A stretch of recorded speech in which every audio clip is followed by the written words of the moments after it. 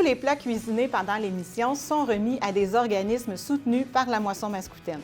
Le mixte parfait entre le plaisir et les bienfaits pour donner un petit peu de croquant à notre nourriture. Aujourd'hui, je vous parle des graines. Bonjour et bienvenue dans ma cuisine.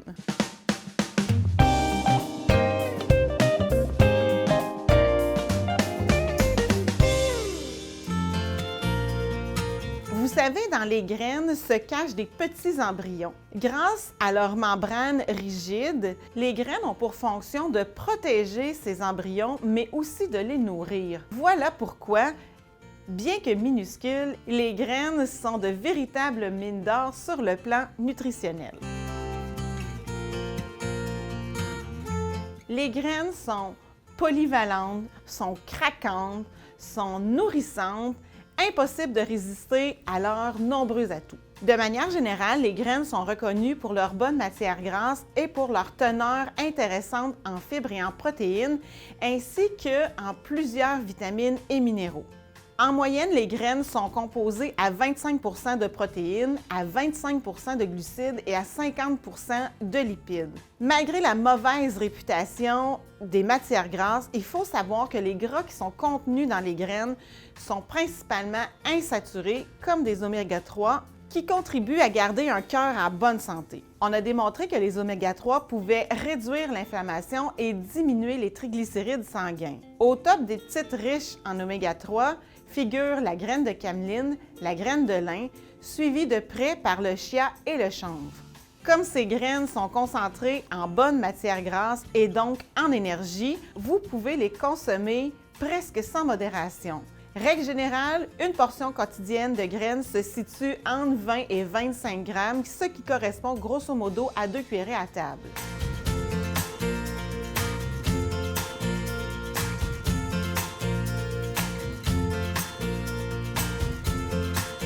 Pour le pain au citron et aux graines de pavot, vous aurez besoin de 3/4 de tasse de sucre, 1/3 de tasse de beurre ou de margarine, un œuf, le zeste de 1 citron, 3 cuillerées à table de jus de citron fraîchement pressé, 1/3 de tasse de lait, 1 tasse et quart de farine tout usage, 1 cuillerée à table de graines de pavot, 1 cuillerée à thé de poudre à pâte, 1 demi-cuillerée à thé de bicarbonate de soude et 1/3 de tasse de yogourt ou de crème sûre.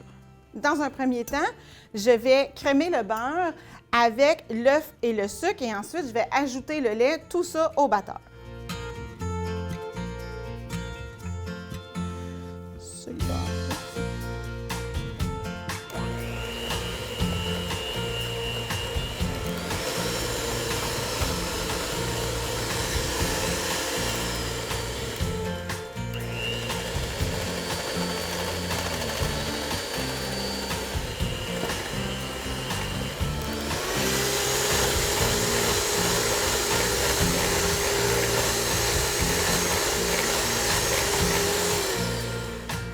À cette préparation-là, je vais ajouter mon jus de citron et mon zeste de citron. Le jus de citron, ça pourrait être du jus concentré aussi, là.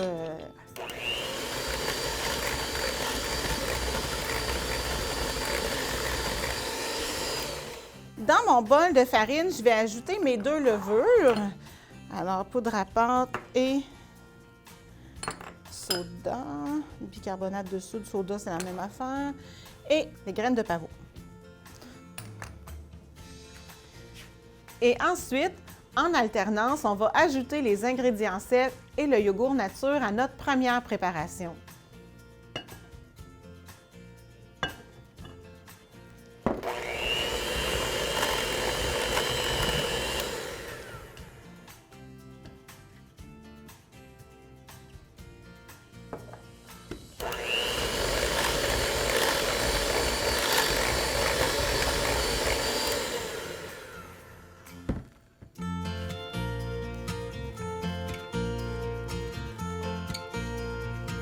Alors, je vais verser la pâte dans un moule à pain beurré.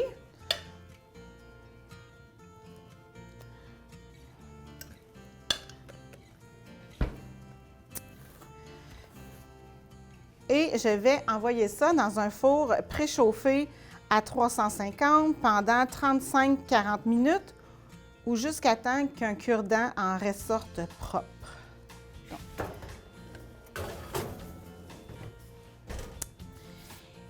Pendant ce temps, on va préparer un petit glaçage. C'est pas vraiment très compliqué.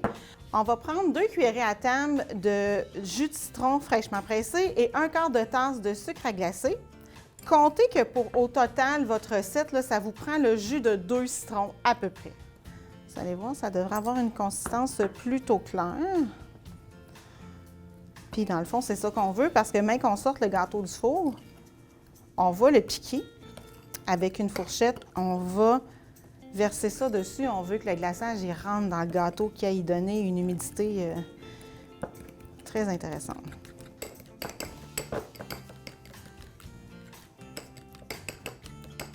Et voilà. Alors ça, je mets ça en attente jusqu'à temps que le pain soit prêt.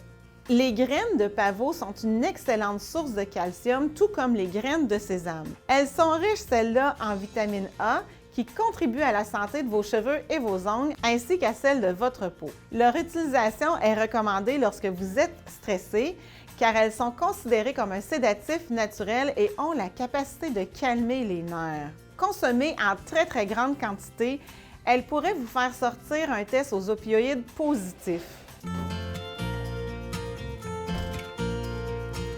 Donc, mon pain est prêt. Alors, je vais le piquer avec une fourchette, comme ça.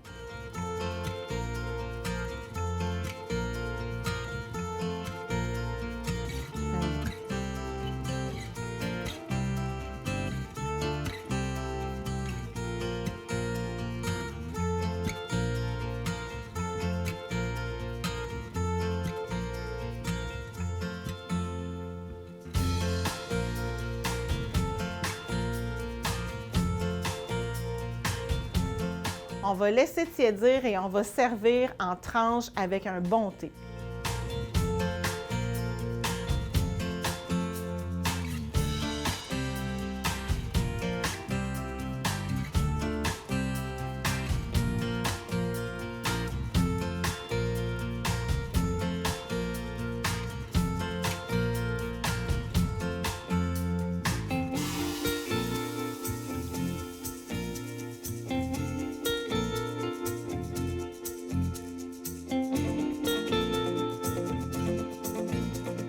La teneur en fibres des graines varie beaucoup selon la variété.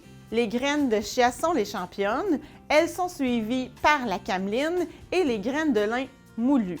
Le chia et le lin sont reconnus pour leur richesse en fibres solubles, lesquelles aident les résidus à glisser à travers le système digestif. Ainsi, elles peuvent réduire l'absorption des glucides, donc un meilleur contrôle de la glycémie, et aussi réduire l'absorption du cholestérol, contribuant ainsi à prévenir les maladies cardiovasculaires. Les autres graines, comme la graine de cameline, se distinguent par leur teneur en fibres qui sont insolubles, donc elles favorisent une bonne régularité intestinale. Elles contribuent aussi au sentiment de satiété, c'est-à-dire de ne plus avoir faim, ce qui peut améliorer le contrôle de l'appétit et du poids. Du côté des vitamines et des minéraux, les graines en renferment une belle variété, dont les vitamines E et celles du groupe B. Et côté minéraux, le magnésium, le manganèse, le phosphore et le cuivre. Intégrer régulièrement des graines à votre alimentation contribue à optimiser votre santé globale tout en ajoutant de la texture et du plaisir à votre menu. Les graines de tournesol sont bien connues. Elles sont une excellente source de vitamine B et de folate, donc elles protègent le système immunitaire et la santé au cours de la grossesse. Multitâches, elles sont aussi riches en protéines et bonnes pour la santé, pour le métabolisme digestif et contre les allergies grâce au manganèse et les oligo-éléments qu'elles contiennent. Bourrées de vitamine E, elles protègent les membranes cellulaires de la peau, donc elles préviennent les signes de l'âge. Dans un monde idéal, on les consomme nature et on peut les ajouter aux recettes de biscuits et de muffins. Vous pouvez aussi les ajouter aux céréales, au sauté, au mélange de noix pour le plein air. Mais attention, parce que si vous les choisissez salés, les quantités de sodium sont beaucoup exagérées et diminuent leur valeur nutritive.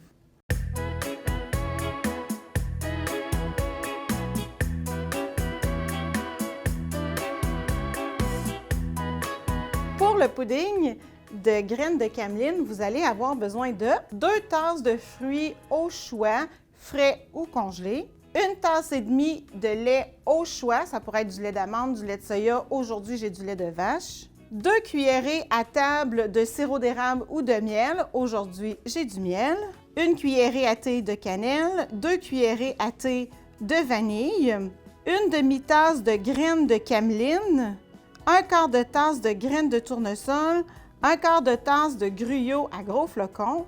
Et si vous voudriez que ce soit plus protéiné, vous pourriez ajouter à cette préparation-là un scoop de protéines à la vanille.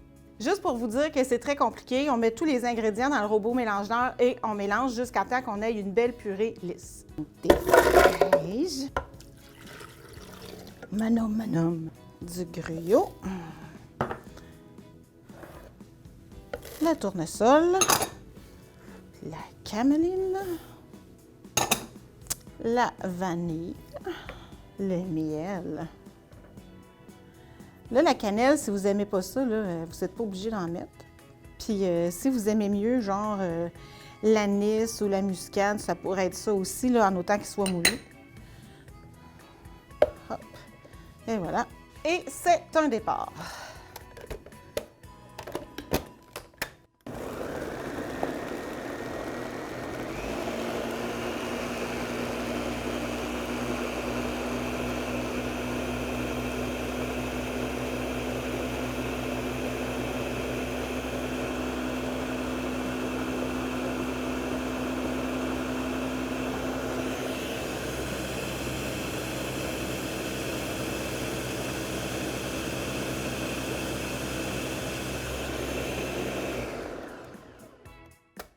Je vais le répartir dans mes bols et ensuite, je vais réfrigérer ça pendant quelques heures, puis ça va donner vraiment la texture d'un beau pudding. La cameline vient faire un peu le même effet que le chia, c'est-à-dire que ça va rendre l'affaire pris un peu comme du jello.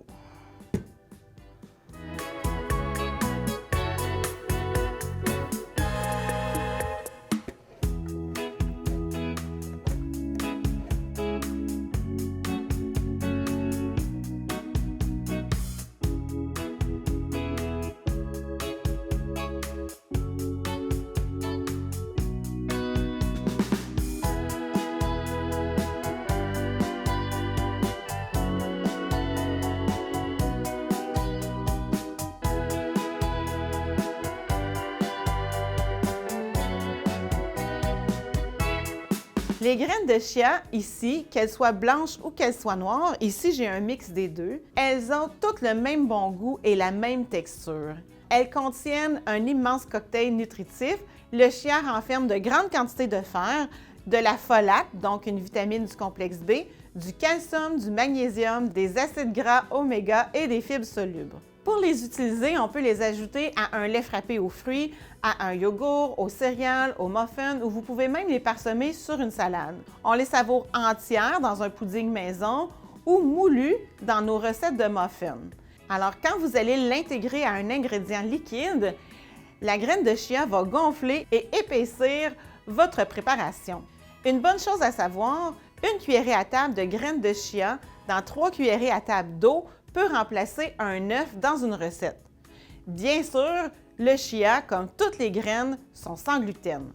Les graines de chia proviennent d'une plante originaire du Mexique appelée Salvia hispanaca. Idéalement, on les range dans un contenant hermétique au réfrigérateur.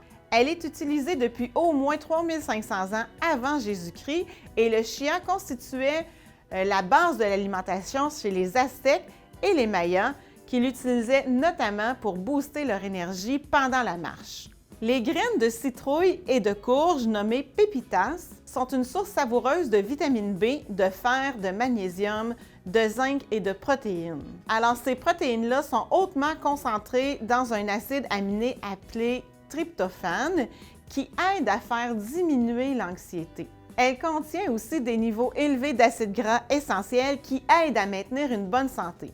On peut les utiliser crus, grillés, Elles constituent une excellente collation et vous pouvez les utiliser dans les pâtisseries, les plats cuisinés, une garniture de soupe ou dans un granola ou encore dans un mélange de graines maison. D'où viennent les graines de citrouille? Bien, on est chanceux ici au Québec parce que la citrouille se cultive bien et se récolte de septembre à la fin octobre, juste à temps pour l'Halloween.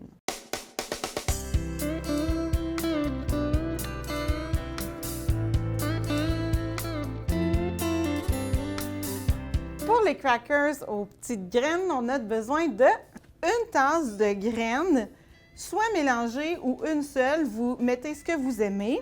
2 tasses de farine blanche ou de la farine de blé entier, 2 cuillerées à thé de poudre à pâte, 1 cuillerée à thé de sel, 1 tiers de tasse d'huile d'olive ou de tournesol et puis 1 demi-tasse d'eau. On va mélanger ensemble tous les ingrédients secs et dans ça, on va verser l'eau et l'huile et on va mélanger bien comme il faut. Dans les ingrédients secs, j'inclus les petites graines. Donc, ma farine, les graines, la levure. Et ça, je vais tout mélanger ça bien comme il faut. Et voilà. Et je vais ajouter l'huile et l'eau et je vais mélanger. L'huile.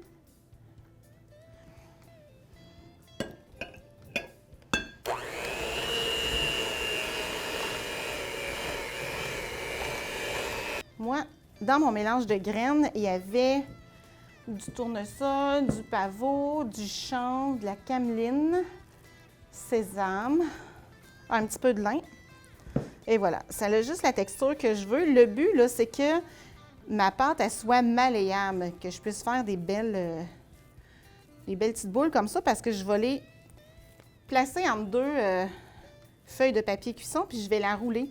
Et chaque partie, on va les mettre entre 2 feuilles de cuisson et on va abaisser ça à environ 2 mm. Je vais y aller avec un rouleau à pâte. OK. Pour éviter que votre feuille glisse, là, on va y mettre un petit peu d'eau en dessous ou un linge humide.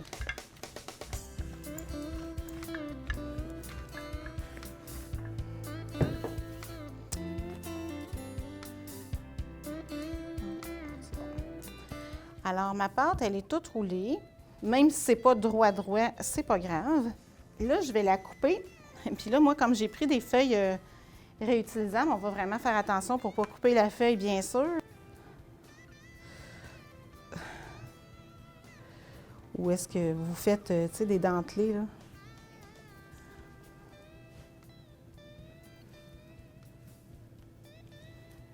Là, ce qui fait la beauté de la chose, c'est que ce n'est pas parfait.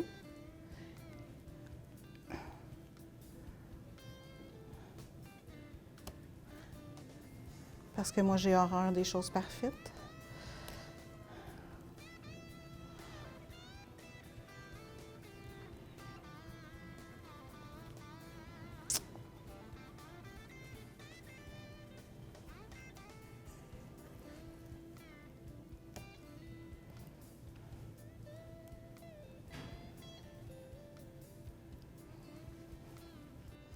Et parce que je suis une fille un petit peu fancy, je vais piquer avec une fourchette, mais ça, c'est pas quelque chose d'obligatoire.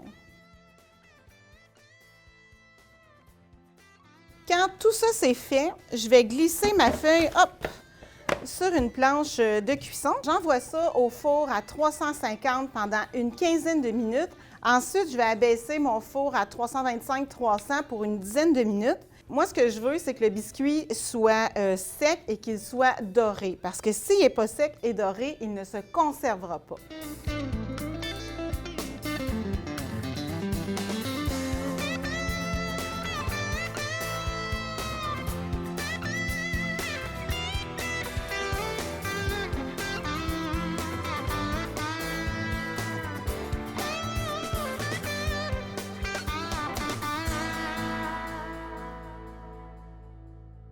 On consomme le sésame en huile, mais aussi en graines. C'est une excellente source de vitamines B1, B3 et B6. importante pour le renforcement du système immunitaire avec la formation des globules rouges. Les graines de sésame contiennent des quantités élevées de magnésium et de zinc. Ce sont des principes actifs importants qui combattent l'épuisement physique et mental et améliorent la qualité de la mémoire et les maladies liées au cerveau. Leur teneur élevée en calcium et en phosphore constitue aussi un atout pour la santé de vos os. Vous pouvez consommer les graines de sésame en salade ou en petit déjeuner, crues ou grillées. Vous pouvez également les trouver dans des petits pains et des biscuits. Les graines de sésame sont issues d'une plante annuelle originaire de l'Orient et en Inde, elles sont considérées comme un symbole d'immortalité. Qu'elles soient blanches ou qu'elles soient noires, on évite la chaleur et on les range dans un contenant hermétique au réfrigérateur. Comme toutes les graines, elle contient du fer non hémique, c'est-à-dire que pour l'assimiler, on doit la combiner avec de la vitamine C, comme par exemple une orange ou une tomate. Attention parce que le sésame au Canada est considéré comme un allergène important. Commencent à entrer sur le marché les graines d'amarante et c'est un aliment qui est très complet nutritionnellement, similaire à un mélange de riz et de haricots. Il contient des protéines et des acides aminés qui sont essentiels pour le corps. L'amarante peut aider à réduire la pression sanguine et le cholestérol ainsi qu'améliorer une bonne fonction intestinale. L'amarante se caractérise notamment par sa forte concentration en scalène, une substance que l'on trouve en quantité significative que dans les huiles de foie des animaux marins. Dans tout le monde des graines, je pourrais aussi vous parler des graines de carvi, des graines de fenouil, des graines d'anis, des graines de moutarde. Ce sont toutes des graines qui sont intéressantes sur le plan nutritionnel et gustatif que vous pouvez utiliser comme toutes les autres graines.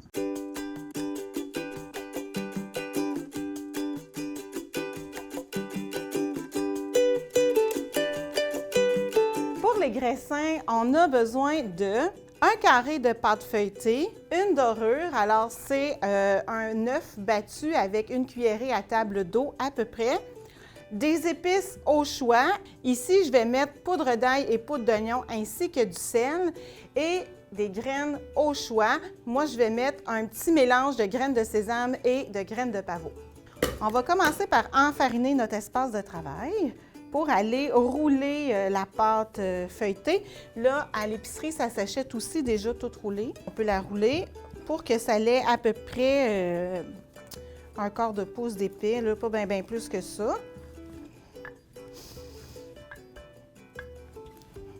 On va essayer de garder la forme carrée, ça va être plus... je dis on va essayer, bien sûr, parce que... Quand ça c'est roulé, je vais prendre un pinceau pour badigeonner ma feuille. J'ai perdu mon pinceau, alors je vais prendre un petit papier brun à la maison. Si vous avez un essuie-tout, ça fait le travail.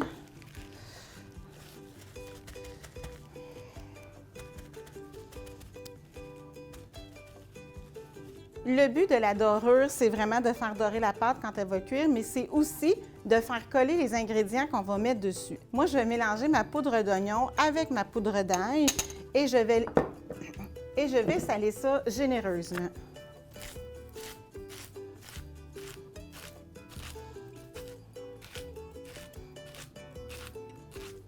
Et je vais en saupoudrer un peu partout. Ça n'en prend vraiment pas beaucoup.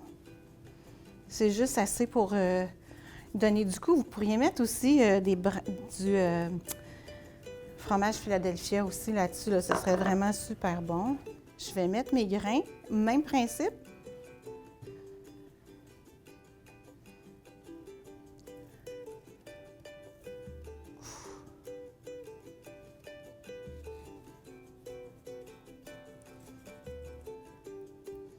Parfait.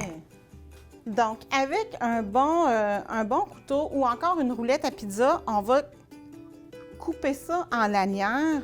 Alors, moi, je ne veux pas des trop longues lanières, fait que je vais le couper comme ça.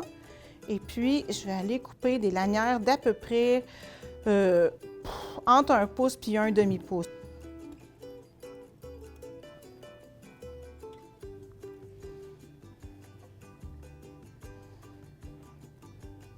Et ensuite, sur une tôle à biscuits que j'ai munie d'un parchemin, bien là, ici, c'est une feuille de cuisson. Je vais aller déposer mes choses, mais en les twistant, en leur donnant un twist.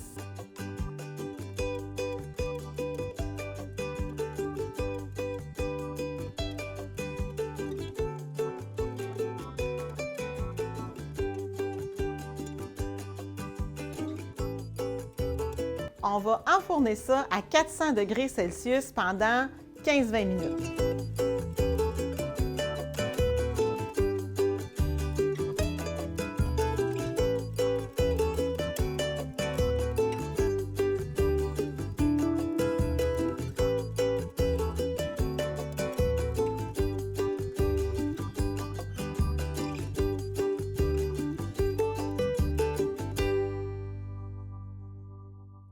Je vous invite à aller visiter le site de la Moisson Mascoutaine. Vous allez y retrouver toutes les recettes.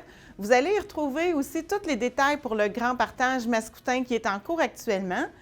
Je vous attends la semaine prochaine. Bonne semaine!